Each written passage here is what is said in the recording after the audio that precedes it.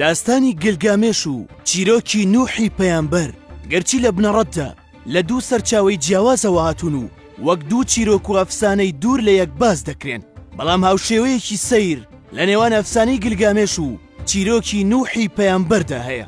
بەو پێی لە هەردوو چیرۆکەکەدا بابەتی نەمری و تەمەندرێژی هەیە، هەروەها بابەتی سزای ئاسمانەکان باس کراوە، هەروەها باز لە تۆڵە و جەنگ لە پێنەومانەوەدا بە شێوەیەکی جیاواز لە هەردوو چیرۆکەکەدا هەیە.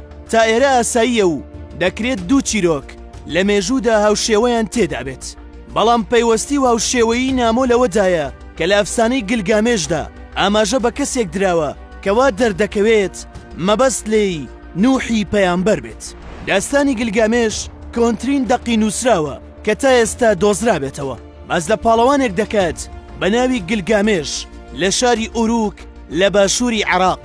بە پێی گێڕانەوەکە گلگامێش کەسێکی خراپەکارە، تا ئەو ڕۆژەی خوداوەند کەسێک دەنێرێت و ڕێنوێنی دەکا و پێکەوە دەبنە دوو هاوڕێی دڵسۆز و لە جەنگەکاندا پێکەوە سەر دەکەون. ڕۆژێک کەسە ڕێنوێنی کارەکە دەمرێت، ئازاری مردنی ئەم کەسە بۆ گلگامێش هێندە قورس دەبێت، بڕیار دەدات کۆتایی بە مردن بێنێ و نەمری بدۆزێتەوە.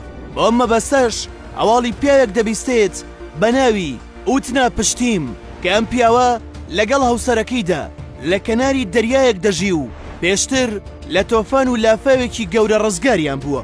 لە پاداشتی ئەم ڕزگاربوونەدا خوددا ژیانی هەمیشەی بەخۆی و هاوسەرەکەی بەخشیوە. ئەم کەسە ڕزگاربووی ناو داستانی گلگامێش بە تەواوەتی لە چیرۆکی پەیامبەر نوح دەچێت. بە تایبەت کاتێک بە گلگامێش دەڵێت من ناتوانم فێری نەمریت بکەم، بەڵام نائومێدیشت ناکەم.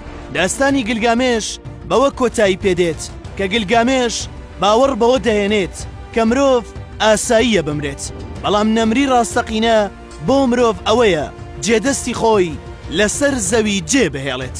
ئەی ڕای تۆ چییە؟ ئایا پێ دوایە هەندێک لە داستان و چیرۆکە کۆنەکان لە یەکتریەوە وەرگیرابن و بە گێڕانەوەی جیاواز باس کرابن؟